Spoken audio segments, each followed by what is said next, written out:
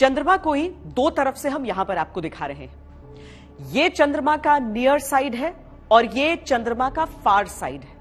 Near side यानी वो हिस्सा जो हमको पृथ्वी से दिखाई देता है, जबकि वो हिस्सा जो पृथ्वी से नहीं दिखता है वो है फार साइड। और इसी फार साइड के दक्षिणी ध्रुव पर चंद्रयान 3 लैंड कर चुका है। चांद के ये नियर साइड और फार साइड देखने में, बनावट में बिल्कुल अलग है।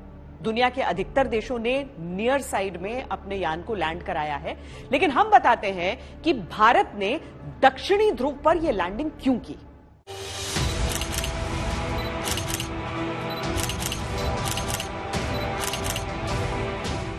चांद के दक्षिणी ध्रुव की अभी तक सिर्फ तस्वीर मौजूद थी। ये तस्वीरें चांद की कक्षा में मौजूद ऑर्बिटर्स ने लेकर पृथ्वी तक भेजी थी और इन्हीं तस्वीरों के आधार पर वैज्ञानिकों का सोचना था कि चांद पर इंसानों को भेजने के लिए दक्षिणी ध्रुव उपयुक्त हो सकता है। लेकिन भारत से पहले यहां पर कोई उतर ही नहीं पाया था। दो पोल्स है हमारे मून के, एक नॉर्थ पोल है और एक हमारा साउथ पोल है। तो ये पोल जो होता है हमें दिखता नहीं है यहाँ से। ये दूसरा डार्क साइड एरिया आप इसे बोल सकते हैं, जहाँ पर सनलाइट जो होती है वो नहीं जाती है और कर्व्ड होके, या आप उसे बोल सकते हो कि तिरछी होके जाती है। बहुत ही कम सनलाइट जाती है और कोल्डेस्ट एरिया इसे माना जाता है मून का। पृथ्वी के 14 दिन चंद्रमा के 1 दिन के बराबर होते हैं। चांद के दक्षिणी ध्रुव पर सूरज की किरणें भी तिरछी पड़ती हैं। इसके अलावा यहाँ पर क्रेटर्स या बड़े बड़े गड्ढे हैं, उनमें सूर्य की रोशनी नहीं पहुंचती और वहां लगातार छाया रहती है। ऐसे में इन क्रेटर्स के अंदर का तापमान करोड़ों सालों से -200 के आसपास रहता है। 90 डिग्री के कोण पर स्थित दक्षिणी ध्रुव पर इतनी ठंड होने के कारण पानी से जमी बर्फ मिलने की उम्मीद है। अगर सूर्य हमारा ऊपर है तो सीधी किरणें जा सकती हैं नीचे, एक बहुत अच्छी संभावना है, जैसे हमारा पृथ्वी पे है। बट अगर आपने देखा होगा कभी या सुना हो कि हमारे जो नॉर्थ पोल और साउथ पोल हैं वहाँ पे स्लांट आती हैं, जो हमारी किरणें हैं सूर्य की। इसी प्रकार से मून का जो साउथ पोल है वहाँ पे भी आपका स्लांट है, वो सीधी नहीं है। उसका कारण यह है कि ये कह सकते हैं कि अब जो स्लांट वाला जो पार्ट है वो उसकी एक संरचना का हिस्सा है। इसरो के वैज्ञानिकों का यह भी मानना है कि इन क्रेटर्स में हाइड्रोजन, बर्फ और दूसरे जरूरी खनिज भी मौजूद हो सकते हैं, जो सौरमंडल के वजूद में आने के राज खोल सकते हैं। जो हमारा प्रोपल्सन मॉड्यूल है और उसमें जिसको हम समझ सकते हैं कि जो पृथ्वी की तरफ उसका फोकस रहेगा और जो लाइट यहाँ से जाती है, जिसमें जहाँ पे हैबिटेट है, जहाँ पे ह्यूमन एक्टिविटीज हैं या एनिमल्स एक्टिविटीज हैं, जहाँ लाइफ है, वहां से वो लाइट जब जाएगी उसकी संरचना, उसकी हम स्टडी कर सकते हैं इससे। और उसको समझ के देन हम उस लाइट को, हम जो बाहर से लाइट आ रही है, जो एक्सो प्लैनेट्स हैं, दूसरे प्लैनेट्स हैं, उसके साथ में कंपैरिजन करके हम अंदाजा लगा सकते हैं वहां पे कि वहां पे लाइफ एग्जिस्ट करती है कि नहीं। दक्षिणी ध्रुव पर गड्ढों के अलावा छोटे पहाड़ भी हैं, जहां पर लगातार सूर्य की रोशनी पड़ती रहती है। ऐसे में वैज्ञानिकों का मानना है कि आने वाले दिनों में अगर चांद पर इंसानी आउटपोस्ट स्थापित करने हो तो वहां पड़ने वाली सूरज की रोशनी का इस्तेमाल सौर ऊर्जा के लिए किया जा सकता है। खगोल वैज्ञानिक इस क्षेत्र को पृथ्वी से रेडियो सिग्नल प्राप्त करने के लिए भी आदर्श मानते हैं। चंद्रमा की सतह पर हाइड्रोजन के अलावा सिलिकॉन, लोहा, मैग्नीशियम, कैल्शियम, एल्यूमिनियम, मैंगनीज और टाइटेनियम की मौजूदगी का भी अनुमान है। प्रज्ञान रोवर चंद्रमा की सतह पर पहुंच चुका है। चांद पर 4 देशों ने अपने यान उतारे हैं, अमेरिका, रूस, चीन और अब भारत। कोशिशें कई और देशों ने की लेकिन नाकाम हुई। लेकिन सबसे कम खर्च में भारत ने ही चंद्रयान 3 को चांद पर भेजा है। हैरानी की बात यह है कि चंद्रयान 3 का खर्च हॉलीवुड की कई फिल्मों के बजट से कम है। The lander imager is continuously taking photographs of the moon surface. Lander module का अल्टीट्यूड धीरे धीरे अब कम होता हुआ दिख रहा है।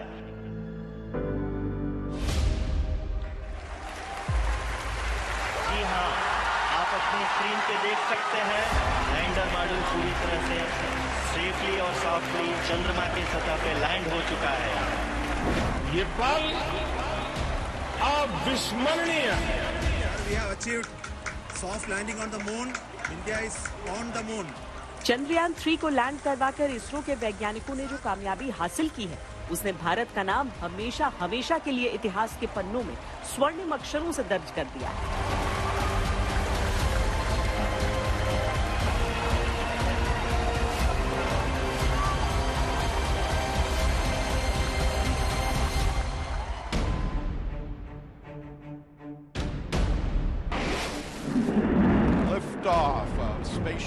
बड़े बड़े विकसित देशों ने दक्षिणी ध्रुव पर उतरने में करोड़ों डॉलर खर्च कर डाले, लेकिन कामयाब नहीं हुए।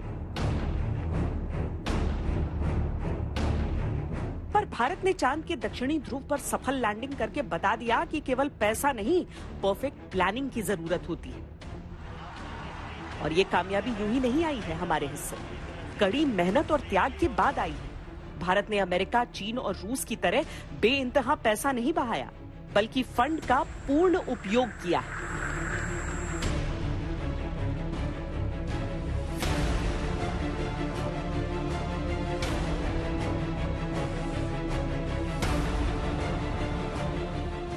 अमेरिका की अंतरिक्ष एजेंसी नासा का सालाना बजट 2,08,000 करोड़ रुपए है। चीन के नेशनल स्पेस एडमिनिस्ट्रेशन का बजट 98,000 करोड़ रुपए है।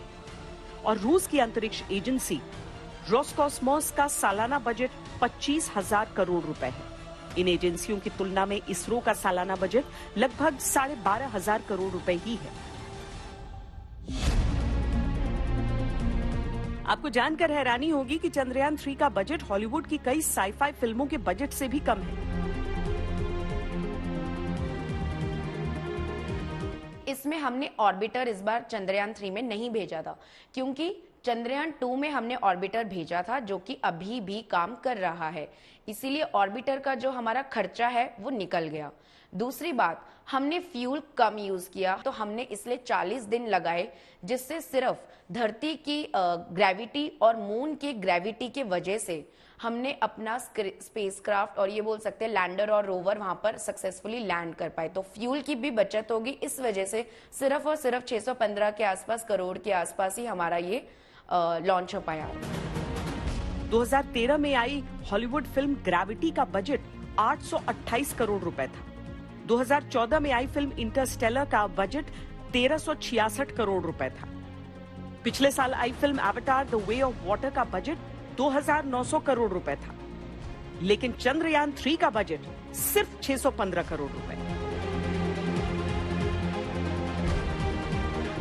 ये मिशन बाकी देशों के लैंडर मिशन से भी काफी सस्ता है।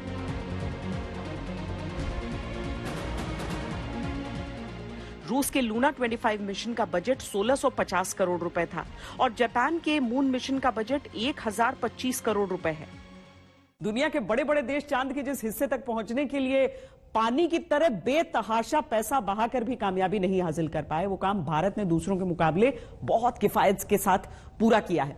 हम आपको ये पूरा आंकड़ा समझाते हैं। चंद्रयान 3 मिशन को पूरा करने में 700 करोड़ रुपए से भी कम लागत आई है। ये रकम हाल ही में रिलीज हुई फिल्म ओपेनहाइमर के बजट से भी कम है। ओपेनहाइमर फिल्म बनाने में करीब 830 करोड़ रुपए की लागत आई। वही फिल्म बारबी तो चंद्रयान 3 की लागत से करीब दोगुने 1200 करोड़ रुपए में बनी है। यानी जितनी लागत में धरती पर एक फिल्म बन रही है, उससे कहीं कम लागत में हमारा स्पेसक्राफ्ट चांद पर पहुंच रहा है। और यही वजह है कि आज जब इसरो चेयरमैन से चंद्रयान की लागत को लेकर सवाल हुआ तो वो हंसने लगे, बोले ज्यादा नहीं बताऊंगा कैसे हमने कम पैसे में बड़ा काम किया है।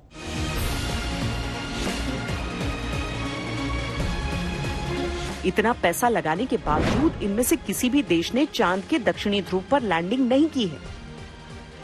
दुनिया भर के वैज्ञानिकों को उम्मीद है कि अब चंद्रमा को समझना आसान होगा।